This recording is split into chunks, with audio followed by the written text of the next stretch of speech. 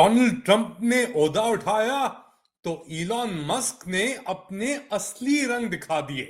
Late Ali show you के इस episode में आप सबको खुशामदीद। Do like, subscribe and share this content.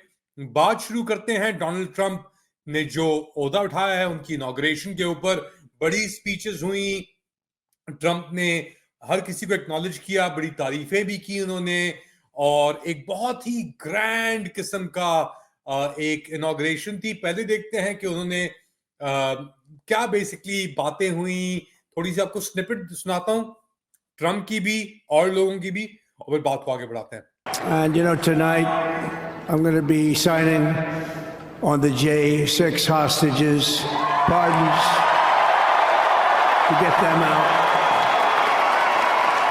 And as soon as I leave, I'm going to the Oval Office and we'll be signing pardons for a lot of people, a lot of people. Never replacing MAGA. Nothing will ever replace MAGA. MAGA was the most successful political operation, political movement in the history of our country, maybe in the history of the world. Let's see what happens, because we're not finished yet. President Trump's leadership has redefined what is possible in the pursuit of progress and stability in the Middle East. His decisive, pragmatic approach. I promise you I will never quit on your children. I will never quit on their children, because this American dream does not belong to me. It does not belong to them. This American dream belongs to the world. तो Trump आ रहा है और आते ही उन्होंने ये मेरे ख्याल से कोई 50 के करीब एग्जीक्यूटिव ऑर्डर साइन किए हैं, जिसके अंदर फॉर एग्जांपल अमेरिका के बॉर्डर सिक्योरिटी के ऊपर इमरजेंसी डिक्लेयर कर दी गई है, वहां पे आर्मी मूव कर दी गई है। इसके साथ साथ जो अकॉर्ड्स थे, मैंने जिस तरह जिक्र किया था, वही बेसिकली एक टाइमलाइन चलती आ रही है। और सबसे अहम बात यहां पे ये हुई है कि जो जनवरी 6 के 2021 में अक्यूज थे, जिन्होंने राइटिंग की थी कैपिटल हिल के बाहर, उन सब के जो इल्जामात थे, सेंटेंसेस थे, जुर्म थे, वो माफ कर दिए गए हैं। तो एक बहुत अहम ये डेवलपमेंट हुई है। डेफिनेटली इसके ऊपर ही बात करेंगे, मगर पहले ये देखें।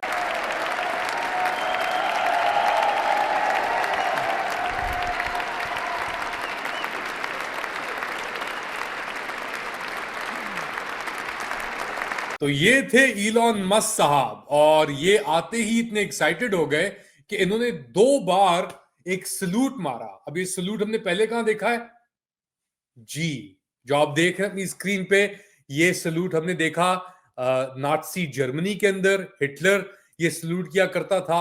अब लोग इसे कह रहे हैं कि जी वो अपने दिल का इजहार कर रहे थे, कोई ऐसी बात नहीं है। मगर 2 बार कंसेक्यूटिवली करना, एक बार ऑडियंस को फोकस करके और दूसरी बार मुड़ के ट्रंप के ऊपर, तो जिस तरह पहले बात करता आ रहा हूं, मैंने व्हाइट नेशनलिज्म और ये क्राइस्ट चर्च का जो ये अटैक हुआ था 2019 के अंदर मार्च में, उसको मैंने बड़े गहरे तरीके से कवर किया था। उससे पहले मैंने फार राइट मूवमेंट्स यूरोप के अंदर भी कवर की, और वहां पे एक मूवमेंट थी जनरेशन आइडेंटिटी करके, और ये फैल रही थी ईस्टर्न यूरोप में, जर्मनी में और दीगर जगहों में। क्योंकि जिस तरीके से माइग्रेंट्स आ रहे थे, रेफ्यूजीज आ रहे थे नकल मकानी करके सीरिया से, पाकिस्तान से, अफगानिस्तान से, और यूरोप में बस रहे थे, तो वहां पे एक ये जेनोफोबिक एंटी इमिग्रेंट सेंटिमेंट, और स्पेशली मुसलमानों के खिलाफ, स्पेशली ब्राउन लोगों के खिलाफ बढ़ना शुरू हो गया।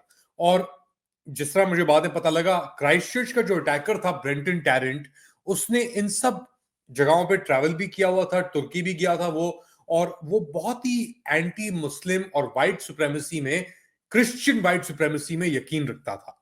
और क्रिश्चियन वाइट सुप्रेमेसी के सिंबल्स ही मौजूद थे, जैसे 14 वर्ड्स फॉर एग्जांपल। 14 लफ्ज एक अमेरिकन फार राइट फैशिस्ट आदमी था, उसने ये 14 वर्ड लिखे, और वो 14 वर्ड क्या थे मैं आपको भी पढ़ के सुनाता हूं। ये क्यों इंपॉर्टेंट है ये भी बताऊंगा मैं आपको, कि डेविड ईडन लेन ने 14 वर्ड्स लिखे थे, और इसकी एब्रिविएशन है 1488। ये 2 स्लोगन्स के ऊपर मबनी है, और वो 14 वर्ड क्या है? पहले, we must secure the existence of our people and a future for white children. हमें अपना मुस्तकबिल अपने लोगों के लिए और सफेद बच्चों के लिए बचाना होगा, महफूज करना होगा। Because the beauty of the white Aryan woman must not perish from the earth. क्योंकि जो सफेद खातून है, आर्यन खातून है, अराई उनको दुनिया से पेरिश नहीं होना होगा। तो बेसिकली एक फार राइट एक ये स्लोगन बन के आया और आहिस्ता आहिस्ता ये बेसिकली हिटलर से भी इंस्पायर्ड था और अब नियो नाजी सर्कल्स के अंदर और फार राइट स्किनहेड सर्कल्स के अंदर बहुत प्रेवलेंट है। अब इसका इलॉन मस्क से क्या ताल्लुक है? इलॉन मस्क का पूरा जो फोकस है वो है कि जी हमें अपने बच्चों को बचाना है, अपनी जो अगली नस्लें आएंगी उन्हें महफूज करना है। अपनी से उनका क्या मुराद है? अब इलॉन मस्क साउथ अफ्रीका के अंदर पैदा हुए, साउथ अफ्रीका में बड़े हुए। इनके वालिद जो थे वो भी एक बड़े डूबियस कैरेक्टर हैं, उनकी वालदा भी बहुत डूबियस कैरेक्टर हैं। ये साउथ अफ्रीका से निकले अपनी टीन उम्र के अंदर और ये अमेरिका गए पढ़ने के लिए। मगर जब तक ये साउथ अफ्रीका में थे, साउथ अफ्रीका उस वक्त अपार्थाइड यानी वो नफरत करते थे जो मुकीम थे वहां पे काले अफ्रीकन साउथ अफ्रीकन उनसे, और एक अपार्थाइड रिजीम। दुनिया में दो अपार्थाइड मुल्क थे उस वक्त, एक था साउथ अफ्रीका और दूसरा था इजराइल। अब इलॉन मस्क साहब की नेतन्याहू साहब इजराइल से ही बहुत गहरे ताल्लुकात हैं और वो जो ये तासुर और नजर रखते हैं मुस्लिम्स के खिलाफ, पाकिस्तानियों के खिलाफ, वो अब वाजे होके सामने आ गया है। और मगर ये जो उन्होंने 2 सलूट मारे, इन लोगों ने बहुत लोगों को डिवाइड भी किया और अब जो डिबेट है वो एक ऐसे नहज पे पहुंच रहा है जहां पे खतरनाक सिचुएशन सामने उभरती नजर आ रही है। एक तरफ तो जीनोफोबिया है, एक तरफ है कि जी इमिग्रेंट्स को अब डिपोर्ट किया जाएगा, रेड्स होंगी, उनको पकड़ के महफूज किया जाएगा किसी जगह में। जैसे पिछले टर्म में हमने देखा ट्रम्प के पिंजरों में रखा हुआ था, खैर वो बाइडेन के अंदर भी रखा गया, मगर अब क्योंकि बॉर्डर सिक्योरिटी और ये जो इन्होंने बॉर्डर जार लगाया है बंदा होर्गन करके जो है, उसका मौकफ क्लियर है। जितने इलीगल अमेरिका के अंदर मौजूद हैं, ज्यादातर लैटिन अमेरिका से और दीगर जगहों से, उनको पकड़ के डिपोर्ट करो, जैसे तैसे इनको यहां से मुल्क से निकालो। अब इस जीनोफोबिक एनवायरनमेंट के अंदर इलॉन मस्क जैसा कैरेक्टर जो अपने क्रेडेंशियल्स प्रूव कर रहा है, दिखा रहा है, सिग्नलिंग है ना ये एक तरीके से, कि अगर आपने ये इशारा दिखाया, अब इसके अंदर भी सिंबल है।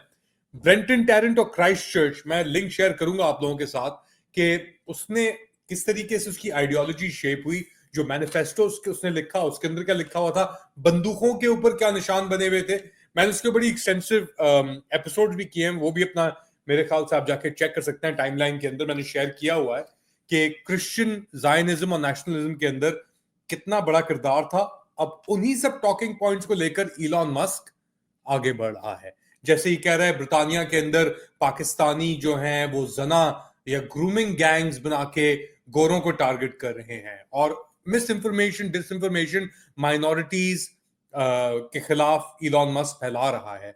अब उसके अंदर ये सलूट भी अगर मारना से शुरू कर दिए तो फिर तो चीजें बहुत तेजी से ऐसे डायरेक्शन में बढ़ रही हैं कि कोई भी इसे कंट्रोल शायद ना कर पाए।